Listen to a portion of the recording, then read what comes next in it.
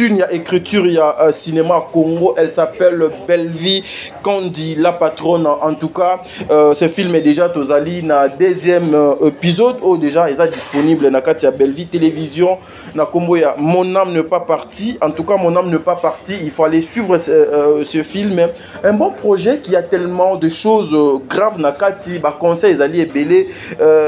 La société congolaise va bénéficier de quelque chose. Le théâtre congolais va coupler les serviteurs de Dieu, beaucoup bénéficier de ma belé nanzela ya film Mon âme n'est pas partie. Belle Vie qu'on dit toujours au four au moulin. Film ezokoleka na bande de montage. Je vous signale qu'il y a un autre film bientôt va dévoiler titre nango au bisope to continuer car ça la promotion pendant que na bande de montage bazo monter film moussous il y est déjà azo ko tourner pe film moussous. Bientôt aussi nous allons vous donner les titres de ces films. Voilà mesdames, pour réfléchir, donc ça fait pas quelque chose de bien, mais au moins là na kanisi bozo mona oh wana bazali ezali mama Ursule Pechanga na comment ça nan chukuma ou bien so chukuma so chuku. Donc yo wana une façon de vous dire que maman zo continuer musala nae ezo ko salema na ndenge. Donc sengeli nous devons arrêter, nous devons éviter babiloko o ezo ko sala passe yango bo mona théâtre à Congo ezo avancé à cause il y a mauvaise foi, à cause il y a jalousie, à cause il y a grand prêtre bazali ebele. Aujourd'hui tout autour il y a théâtre à Congo. Il y a combien aujourd'hui s'il y a une personne on a benafona condamné et ça va d'Acosta coach bosala mabe coach d'Acosta bosala mabe ba mama Belle Vie bosala mabe makasi mama Belle Vie bosala mabe makasi et puis mutu mususu opena mona sala mabe makasi eza mama Moseka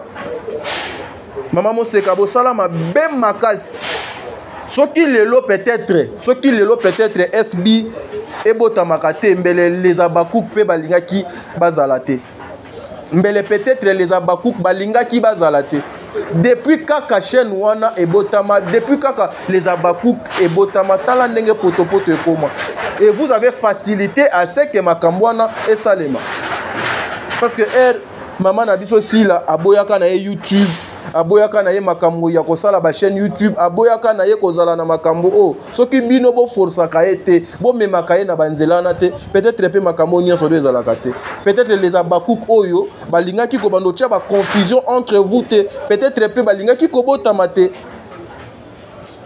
Voilà pourquoi moi je dis c'est bino moko na komi ko condamner bino bien que bosala ngo na motema malamu lelo pe e koma pe ko baluka donc contre bino. En tout cas vous êtes sur Top Media TV. Voilà, mesdames et messieurs, Bandeko Balandi à Top Media Télévision, Mbote Nabino, Ngai frère Nabino Tadi Ngalapa, Moussale Benginga Lissous, Ezalaka, droit Nabino, devoir Nanga, ya Omeme Labino Makambo, Yobolingaka, Mingi, Nakati émission, oh le code de bonne conduite.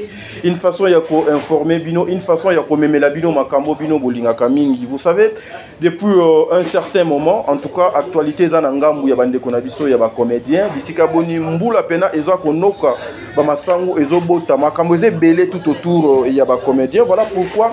Toye awa encore une fois pour nous ça la bino musala au bino bolingaka mingi actualité les a dominé vous savez depuis un certain moment depuis Mikolodo Utaki Koleka nous avons perdu moko yaba musicien mboko na biso na kombo ya Gigola Oazali leki ya artiste musicien munene na kombo ya Ferregola oyo en tout cas depuis disparition na ye makambo belé ezokoleka na ba etandoike et puis na ko profiter du sous pour na ko présenter ba condoléances na ngai na toute la famille Gola Nzambe azala na bino Nzambe asunga bino matanga eleka na kimia. Voilà pourquoi aujourd'hui mesdames et messieurs na ko beta na bino sous lisolo oyo ya mama Ursule Pechanga.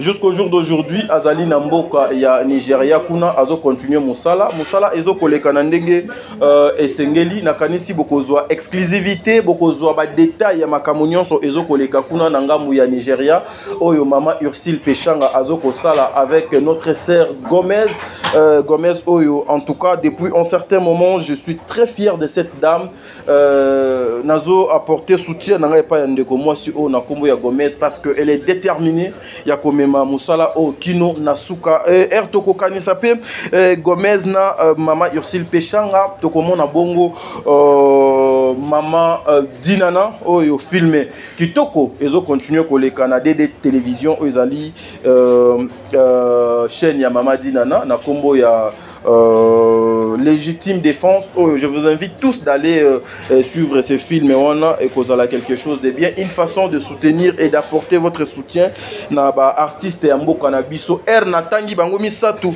na okene na lombango pour voir la grande dame Poutune ya écriture ya cinéma Congo. Elle s'appelle Belle-Vie Kandi la patronne. En tout cas ce film est déjà tozali na deuxième épisode oh déjà est disponible na kati ya Belle-Vie télévision na kombo ya Mon âme n'est pas partie. En tout cas Mon âme n'est pas partie, il faut aller suivre ce film, un bon projet qui a tellement de choses graves na kati ba conseils ali ebele la société congolaise ba ko bénéficier na quelque chose, le théâtre congolais ba couple les serviteurs de Dieu beaucoup bénéficier na makambo ebele na nzela ya film wana Mon âme n'est pas partie. Belle-Vie Kandi toujours au four au moulin film ezo koleka na bande de montage. Je vous signale qu'il y a un autre film et bientôt va dévoiler titre nango au biso peto continuer ka ça la promotion pendant que na bande de montage bazo monter film moussous il est déjà azo ko tourner pe film moussous au bientôt aussi nous allons vous donner les titres de ces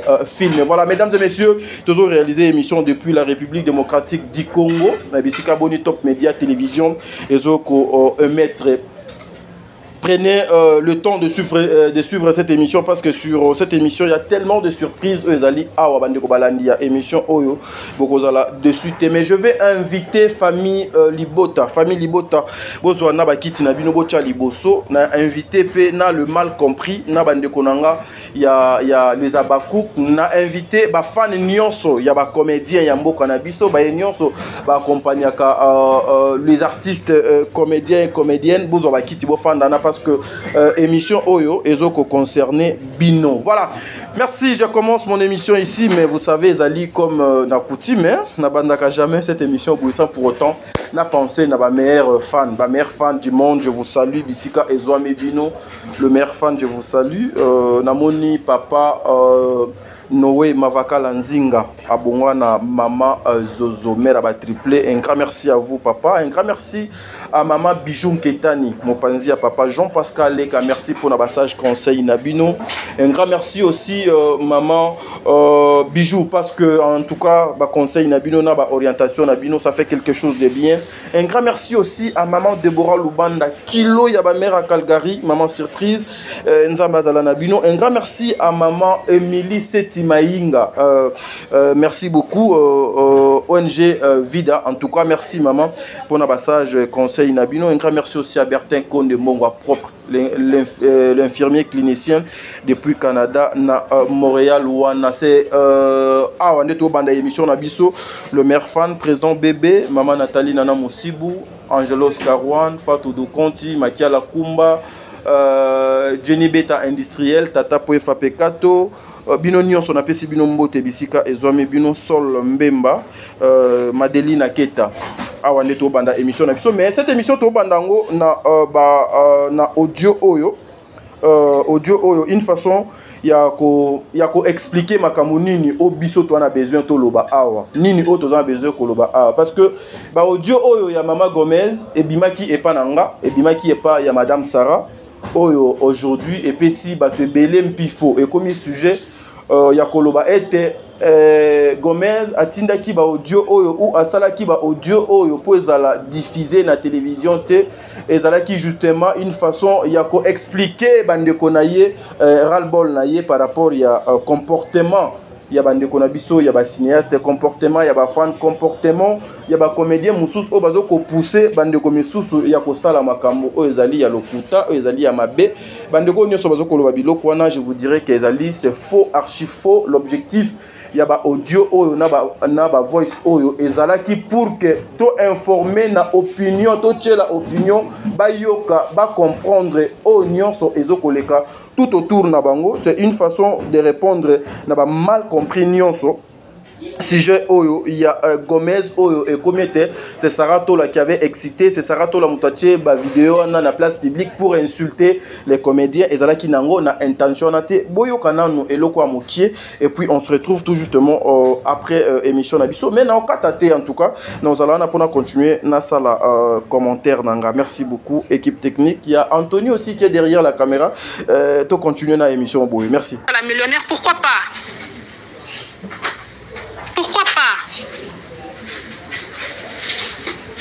Osons comprendre.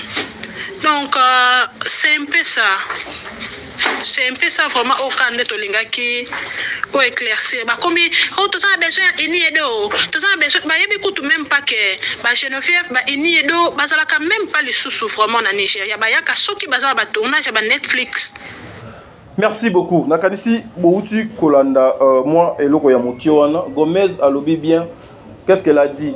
A lobby, c'est un peu ça. Et ça qui loko la conclusion c'est un peu ça on a nango besoin boluka moyen ya ko informer batu po batu bayeba. Donc ezala qui que c'était une conversation privée nde tozuango to komisango public.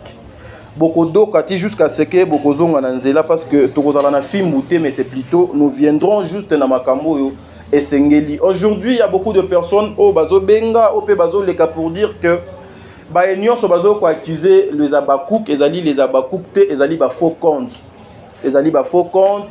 Voilà pourquoi ba faux compte wana bazo ko leka na nzela ya les abakouk ezali les abakouk te les abakouk ba ko finga Ursil te les abakouk ba ko ki ko luka ko détruire musala ya Ursil te. Je veux répondre na bandeko nyonso bazali na inquiétude wana OP bazo ko poser ba question na OP bazo ko luka ko sala ba émission pour na ko luka ko continuer toujours ko nuire na théâtre ya mboka na biso. Vous savez aujourd'hui bakoki jamais ko tia poison na bakoki jamais ko tia un bon musulman poison na ngulu parce que so tieli un bon musulman poison na ngulu aolia ngote po musulman vrai musulman alia kanengulu te. Donc et vous ala possible était que musulman akufa.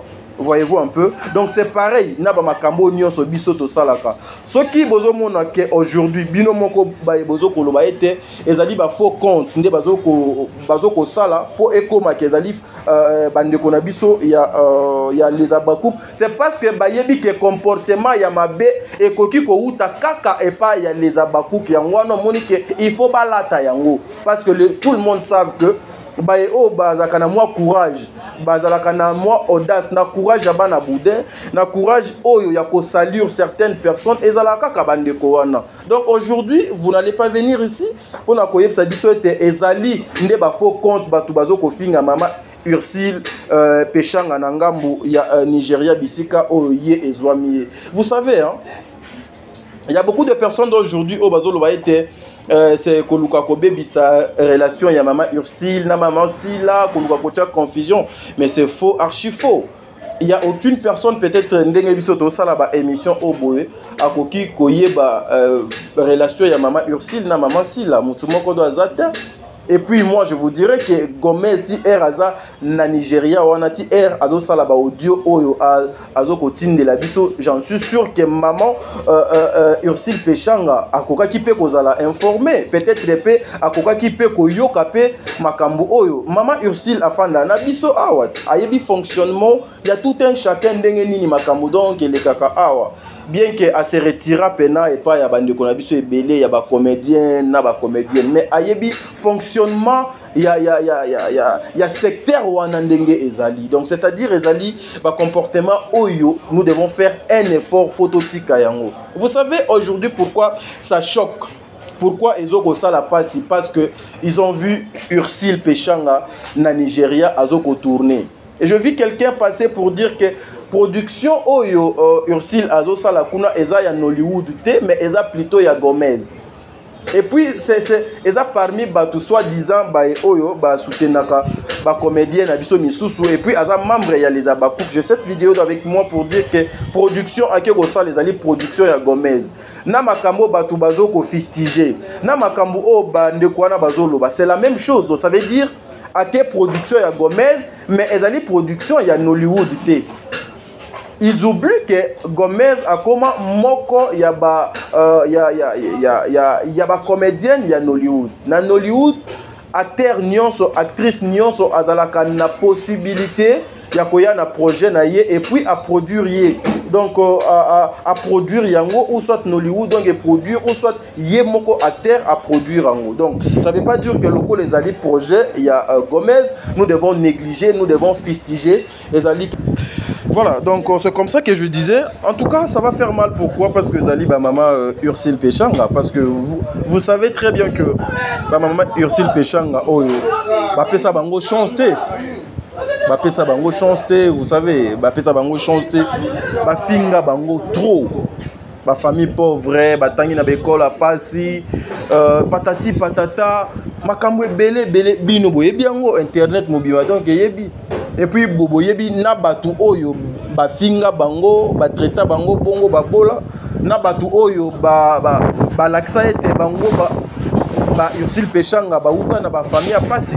Pensez-vous que Batouana Lelo Bakoza a courage bakomona évolution que maman Ursule azo est vrai azo kende liboso musala naye ezo kosimba bien que azali na silence mais azo sala makambo yo ezo makambo que beaucoup de personnes bazali incapables ya kosala. On se pela nango. Et ici na micro nanga, je n'ai pas dit que maman Ursule Péchanga azali comédienne moko oyo azali meilleure oyo akoki kosala kaka makambo pona Congo bien pona cinéma. Non, mais nous savons tous, c'est pareil avec ma maman na biso ba Belvi Kondi. Ba pesa bango chance te lobby.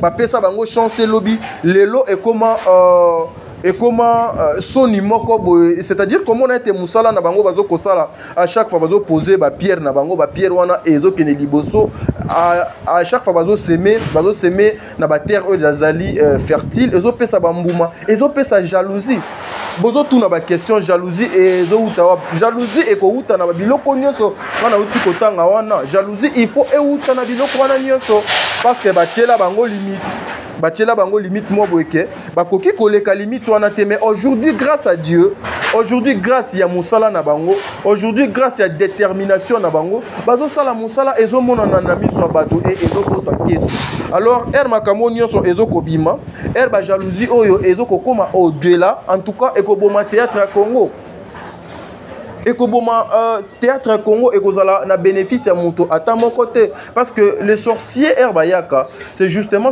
pour détruire Bakoya justement pour détruire Bakoya pour nous faire avancer Batoutin Bakoya kocha confusion place Batou Bazali. Comprenez? Alors c'est pas quelque chose de bien si réellement tolingaka batu o biso tokumisaka si réellement tolingaka batu o biso tolobaka na kombo na bango si réellement tolingaka musala na bango nous devons faire en sorte que to pousser musala na bango et kende liboso ezalaka quelque chose de bien. Comprenez? En tout cas, bosenga qui binonion so batu ebele baloba qui mais jusque là depuis maman Ursula Kenda qui to moni yena nuna acteur monene était il y a Nigeria zwa niveau il y a bassesse zwa niveau il y a batu bazo ko réfléchir donc ça fait pas quelque chose de bien mais au moins là na kanisi bozo mona o wana bazali ezali maman Ursule Péchanga na comment Tchoukouma ou bien Tchoukouma so Tchoukou donc il y a une façon de vous dire que maman zo continuer musala nae et zo kosale manandenge donc sengeli nous devons arrêter nous devons éviter babiloko o ezo kosala patience bo mona théâtre à Congo ezo avancer à cause il y a mauvaise foi à cause il y a jalousie à cause il y a ba grand prêtre bazali ebele aujourd'hui tout autour il y a théâtre à Congo. Il y a combien de structures oyo et bimi kaka na théâtre wana moko ezebele na ba structure na bango wana il faut autour na bango ba question makambo nini basololaka makambo nini balobaka parce que aujourd'hui bango nyonso bazala na tendance ceux qui lelo association na bango moi groupe na bango moi coin na bango moi eloko na bango moi boutique na bango bazo sala eloko liboso et bayaka na koluka ko faire face na NTPC oyo ezalaka chapeauté par papa Masumu chose oyo ezali na bamboka mususu et kotika la kozalate donc c'est-à-dire entre les comédiens bango na bango bazo ko se combattre en fait aujourd'hui Nigeria po ezala oyo donc eza esengaki ba effort nanu ya ba artiste les efforts il y a ba artiste nan il y a bango moko na effort wana et c'est comme ça que le gouvernement ya nigérial ezwa bango en charge et accompagner bango. Le théâtre ezali métier moko noble, le cinéma ezali musala ya mbongo ebele eza musala ya ba responsable. Les artistes bazali batu ya pambate, les artistes bazali le parvenite, les artistes bazali bazobate, les artistes bazali batu ya kolela lelate, les artistes ce sont des personnes où il faut qu'on respecte, qu'on considère. Imaginez-vous que culture na art ezalaka na ministère mobimba justement kapon na ba biloko wana. Comprenez, les artistes vous devez prendre conscience aujourd'hui ceux qui bino se mettre nan bino na bino se mettre en charge lobby trop c'est trop. Nous devons lutter contre les antivaleurs, nous devons lutter contre les bêtises, nous devons dire non na musala na biso. Il faut te fixer ba objectif, faut te lukamoye to atteindre. En tout cas beaucoup de personnes lelo ba zo sala ba polémique bidon ba ko sous place. Sous place, même les bons dieux dans les désordres à Pambola Moutouté. Nous avons il y a des ordres à Pambola Moutouté. À qui jamais Pambola Moutou. Na ordre de moko boy disperser le gouvernement congolais à qui jamais soutenir les artistes et comédiens. Ba soutenir Binoté parce que tout un chacun a l'ingika cause la leader na kwenaye. Tout un chacun a kolinga a même kaka association oye azalaka leader. Non, mais c'est pas ça. Or, autour d'un projet, autour il y a ba idée moko boy oyo donc ko construire ce qui ko sali bloc wana. Vous pouvez donc aller vers le gouvernement ba sunga bino. Ba ko tia bino na ba condition o donc esengeli. Comment est ça la bino plaisir aujourd'hui? Ba vraie valeur il y a ba artiste et comédien et yebanaka justement après avoir bango kokufa. C'est pas bien. C'est pas bien. Vous devez arrêter avec ça. Bisoto inventé et loko ata mon côté. Tozuka message donc ezala qui est important pour nous la sana bande ko na mukile mobimba. Tozu message on a diffusé un peu bas. Parce que nous là eza lokola ngande na fandi awa. Des fois je parle de maman Belvi, des fois je parle de maman Dinana. Des fois, je parle aussi de maman Top Wato. Des fois, je parle de maman Masiala. Des fois, je parle aussi de maman Kalunga. Des fois, je parle de maman Milo. Des fois, je parle aussi de ma maman Moseka. Donc, je ne peux jamais me permettre aujourd'hui, na Fanny Boy, na caméra nanga, na zwana finga. Les comédiens ont bien na finga bande komissous parce que lorsque nazo finga ba comédien, c'est-à-dire na ba oyo nga na soutenir kawana, na ba o na salaka promotion ya musala na bango, nazo tia bango nyonso na kati. Et ça, eloko ya malamu te. Ezali eloko ya malamu te. Et puis, ezali eloko na tikala ko salate jusqu'à ce que Nzambe akozwa molimo nanga. Je resterai toujours na droiture. Nous devons soutenir nos acteurs. Nous devons soutenir nos acteurs. Mais comportement oyamabe nalobakango met fois. Les abakouk faut batikango. Les abakouk nanu boleli na ba faux compte te. Le faux compte obino bozo ko linga ko brader batu lelo ko expliquer batu ke ezali ba faux compte. Ezali ba faux compte nde batu bazo ke ne ko finga maman Ursule na Gomez. Vous devez vous rendre compte pourquoi les gens doivent utiliser comme on a bino na makambu ya mabe. C'est parce qu'ils savent que na makambu ya mabe on vous retrouve dedans. Comprenez? Donc, été à Bino, en tout cas, été à Bino, pour que vous comprendre qu'aujourd'hui, lorsque on parle Yamabé, Nakata théâtre, entre les comédiens, entre Bandeko, il y a théâtre, on voit les abakou. C'est pareil, non? Bozo Kole là, par rapport à Oetali, Makambu, Oetali, il y a faux compte poignine. Bon, les latés. Bon, les latés, et nous là, on ne peut jamais insulter. Moi, t'as dit, depuis Nabana Moussalo, on a finga moutouté, pe no tikalo finga moutouté. Je viens toujours lorsque une maman est attaquée, une personnalité et bazoko piétiner en gros et nous venons justement pour nous voir ça na batouté. Vous ne pouvez pas faire ça nandekona parce que zali mabe. Yango émission na biso zalaka le code de bonne conduite.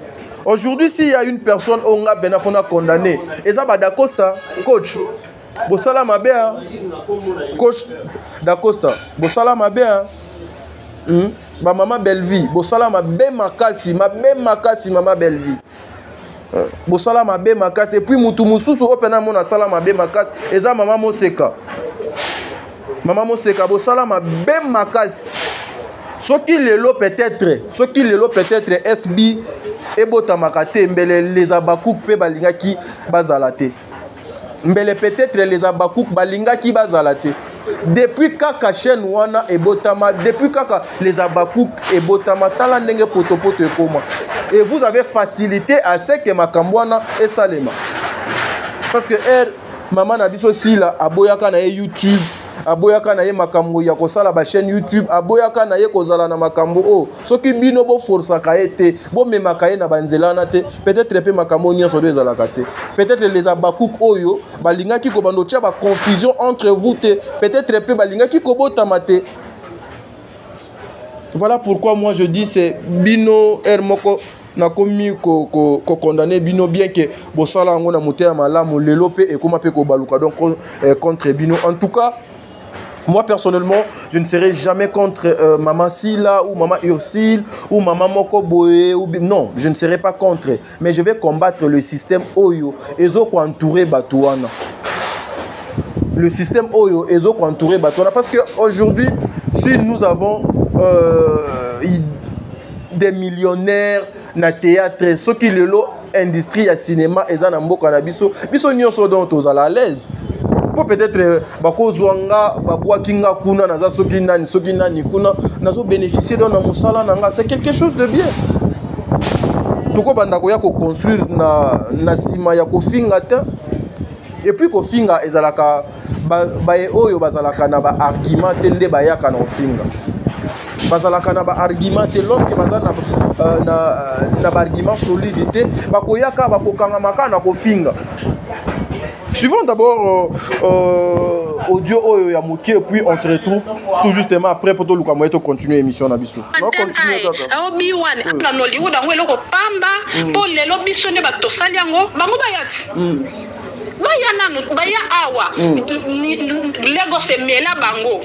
Baluka de gauche pointe wapi biro ezalaka wapi bajouaka wapi bamona yango pete ata acteur moko ata photo moko na acteur ata oyo elobaki nango ata de mer photo ya flou oyo ata échographie bamona te. Lorsque Gomez azoloba est-ce que ngai t'a dit mutu na fongoli monoko nanga kuna na oloba ngata c'est Gomez, elle est libre, ce sont ses propos, elle est libre. Elle est libre comme de l'air. Lorsque a moni que son travail est menacé à défendre Moussala Naye. Lorsque a monique ba effort naye nyonso bazoko piétiner ango, il faut à défendre Moussala Naye. C'est comme ça. Et ngai nazo encourager ye. Et ria lobi que les gosses emelaki bango. Est-ce que nga mutu na lobi ango ngata?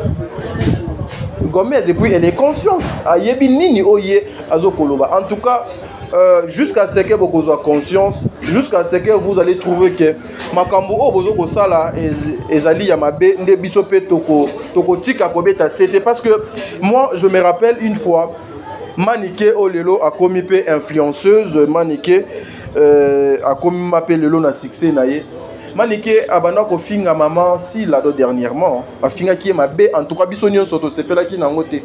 Mais a zofinga moko do bano tia kombo ya Maman Bellevie na kati. Et après Maman Bellevie était obligée ya kobenga Maniké biso nyonso to yebi yango. Abengi alobi non toi tu n'as pas les droits ya kobando finga batu o zotanga kombo nanga. Batu o yo zofinga na baza bandeko nanga. Je ne veux pas na tindi yote na solakana yote arrête avec mon nom.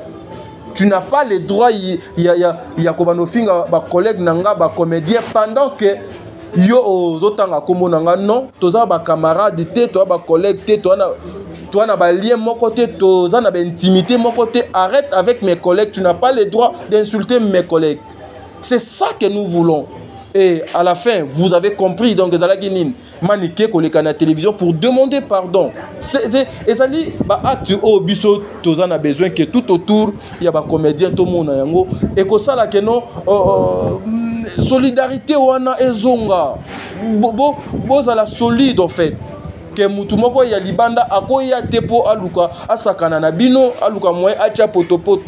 Mais il y a certaines personnes lorsque batuna ye bakumisaka ye bazo finga bandeko na ye pona bango de za gloire.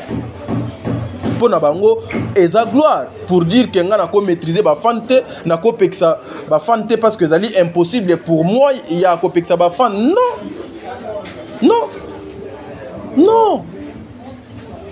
Non, quelqu'un a azo kotambola na kombono na munoko même ngande na zawa si aujourd'hui maman Ursule Péchanga beninga na Nigeria na lobby t'as dit dorénavant kotanga komona ngate na ba émission na yo parce que lorsque ozotanga komona nga ezoko salir nga ou bien ezoko toucher na personnalité ya ba camarade na nga notanga te même Gomez notanga te même maman Belvi nokotanga te. Comprenez? Donc c'est ça. En tout cas, nous voulons Bamakamwa Sikana théâtre, nous voulons théâtre à Congo et que de Liboso, nous voulons Bande Konabiso, Bazwana nous respect, dignité, oyo, ba musicien, ba perda. Donc le comédien quand même, ba meka kokota na moi place mo boke. Respect wana ezala tout autour na bango et kozala quelque chose de bien. Oh, yo maman Ursule Azoko Sala Nangambo ya Nigeria, c'est le Congo qui gagne. Vous voyez, c'est le Congo qui gagne. C'est une Congolaise. J'étais trop fier de voir que Bazo Lopsa Ndeko Ope Lingala. Donc, c'est-à-dire ceux qui batuni Lingala donc Lobama Wap, Bakoepso qui est de Lobama na Congo. Et jamais Bakoepso qui Lingala de Lobamaka na groupe Simba, c'est seulement. Voilà, donc c'est un peu ça en tout cas. J'allais quitter juste moi, éclaircissement, moi, à mon pied par rapport à la émission, le Kouta Bozo Kosala, Salapuna Koluka, quoi attribuer la responsabilité, il y a audio mis sur la place publique na mutu manga ou bien na mutu ya maman Sarah biso tozwa kikaka ba audio ana to sali musala na biso et sengela ki akosala donc le reste wana tozwa na biso na quantité. Prenez conscience mesdames et messieurs ce qui Jésus-Christ a été nga na kozonga lisusu awa famille Libota en tout cas. Je suis de cœur avec vous, je suis suis très heureux et je suis très fier. Il y a koyeba ke na mokili pe ba fan moko aboye bazalaka ba fan o ba bazali na conscience ba fan oyo ba ya kapona kopesa ba avis na bango justement kapona ko dénigrer mais des fois aussi pour faire avancer les choses et vous avez quelque chose de bien. Et loko bino bozo ko bosa na mususu oyo Demer onani Gomez azokoleka ezali nini eza que omoni dans le business il y a des choses où ezali déjà ndeti na makambo ya ba YouTube et tout oyo et ezala kapé na makambo susu peut-être ezali na étape ya observation na étape ya observation batalaka produit oyo et outil Congo et ye awa produit oyo et quoi apporter nini donc et pas na biso produit oyo et comme la biso et loko nini lorsque batu bazo komona ete produit oyo et koti ya sikana kati ya Nollywood ezo comme la biso humiliation ezo comme la biso ba insulte ezo comme la biso biloko oyo ezo ko honorer plateforme na biso te produit wana bako déclasser yango produit wana bako considérer yango te produit wana bako pesa ye chance te lobby produit wana bako linga lisusu te lobby ba signer na ye contrat. Pourquoi? Parce que produit wana amema ki soni na kati ya plateforme na bango. C'est ce que biso tozo ko combattre le système wana. Vous devez arrêter et il faut botika yango parce que maman Ursule OK liboso a olongwa avec Jésus nous vaincrons parce que nous sommes ses enfants. Lobby et Koleka Lelo. Merci beaucoup Anthony pour notre réalisation et émission. Merci.